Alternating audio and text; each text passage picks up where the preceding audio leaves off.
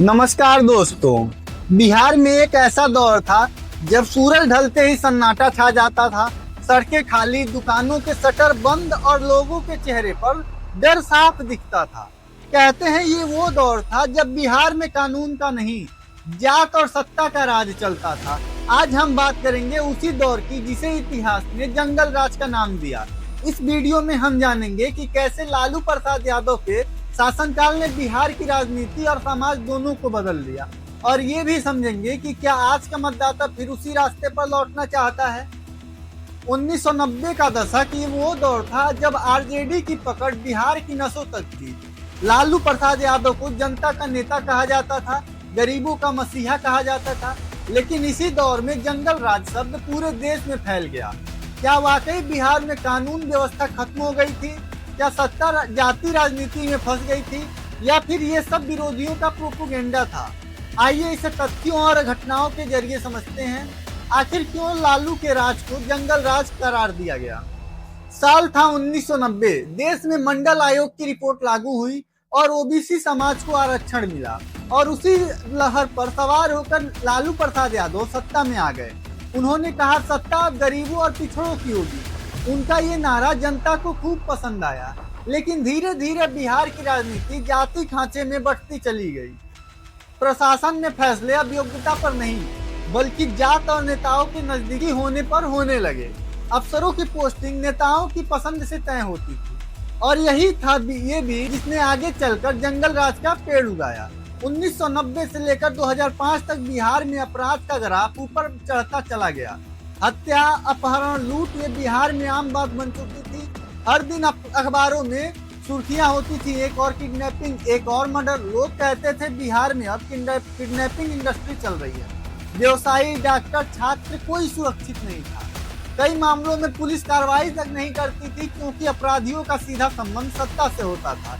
लोग कहते हैं थानेदार तभी बोलेगा जब नेता इशारा करेगा। और यही था वो दौर जब बिहार के लोगों ने पहली बार कहा ये कानून का नहीं, जंगल राज का राज। अब बात करते हैं उस मामले की जिसने लालू प्रसाद यादव के राजनीतिक करियर को हिला दिया। 1996 का फूडर स्कैम यानी चारा घोटाला। सरकारी खजाने से करोड़ों रुपए नकली बिलों के जरिए जानवरों के चारे के नाम पर निकाल लिए गए, लेकिन असल में पैसा नेताओं और अफसरों की जेब में गया। जब सीबीआई जांच शुरू हुई तो पूरा देश दंग रह गया। लालू यादव पर भी आरोप लगे, और जब दबाव बढ़ा तो उन्होंने इस्तीफा देकर अपनी पत्नी राबड़ी देवी को मुख्यमंत्री बना दिया। तब लोगों ने कहा अब बिहार लालू परिवार की संपत्ति बन गई है। लोकतंत्र धीरे धीरे परिवार तंत्र में बदलता जा रहा था। लालू प्रसाद यादव ने हमेशा से कहा हमने गरीबों को आवाज दी, सम्मान दिया, लेकिन आलोचक कहते हैं आवाज तो मिली मगर विकास छिन गया। रिपोर्ट्स के मुताबिक 1990 से 2005 तक बिहार का प्रति व्यक्ति जीडीपी देश में सबसे नीचे था। बिहार से निवेश दूर हो गया, उद्योग ठप हो गए, सड़कें टूट गई, स्कूलों में शिक्षक नहीं, अस्पतालों में डॉक्टर नहीं। कहा गया गरीबों को हक तो मिला, लेकिन काम नहीं मिला। और यही विरोधाभास आज भी बिहार की राजनीति को परेशान करता है। लालू के दौर की कई कहानियां आज भी बिहार में जिंदा हैं, जैसे रेलवे का मुनाफा वाला दावा। जब लालू रेल मंत्री बने तो उन्होंने कहा कि रेलवे को घाटे से मुनाफे में लेके आए, लेकिन बाद में सीएजी की रिपोर्ट में सामने आया कि वो सिर्फ लेखा जोखा की चाल थी, असल में मुनाफा नहीं हुआ था। दूसरी, राबड़ी देवी का कार्यकाल।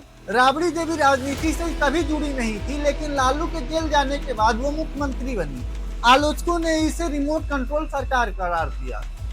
तीसरा, अपराधियों को टिकट देना। कई ऐसे नेताओं को आरजेडी में जगह मिली जिन पर गंभीर आपराधिक मुकदमे थे, यानी यही वजह थी कि जंगल राज की छवि और गहरी होती चली गई। अब आते हैं आज पर। 2025 का चुनाव लालू प्रसाद यादव के बेटे तेजस्वी यादव की सबसे बड़ी परीक्षा है। तेजस्वी कहते हैं हम नई सोच के साथ आए हैं, ये आरजेडी वैसी नहीं रही। लेकिन विरोधी कहते हैं नाम बदल गया, सिस्टम वही है। लोग पूछते हैं क्या बिहार फिर से उसी रास्ते पर लौटना चाहता है? क्या जनता फिर जाति भावनाओं के नाम पर वोट देगी, या अब वो विकास और रोजगार को चुनेगी? बिहार का मतदाता आज दो रास्तों पर खड़ा है। एक तरफ पुराना अनुभव, दूसरी तरफ नई उम्मीद। अगर आपको लगता है कि बिहार को अब डर और जात की राजनीति से आगे बढ़ना चाहिए तो इस वीडियो को जरूर शेयर करें। नीचे कमेंट में बताएं क्या बिहार को फिर से आरजेडी को मौका देना चाहिए या किसी नई सोच को देना चाहिए। आपकी राय बिहार के भविष्य को तय कर सकती है, तो अपनी आवाज जरूर उठाइए। दोस्तों, बिहार की कहानी सिर्फ नेताओं की नहीं है, ये कहानी है उस जनता की जिसने हर मुश्किल में उम्मीद नहीं छोड़ी।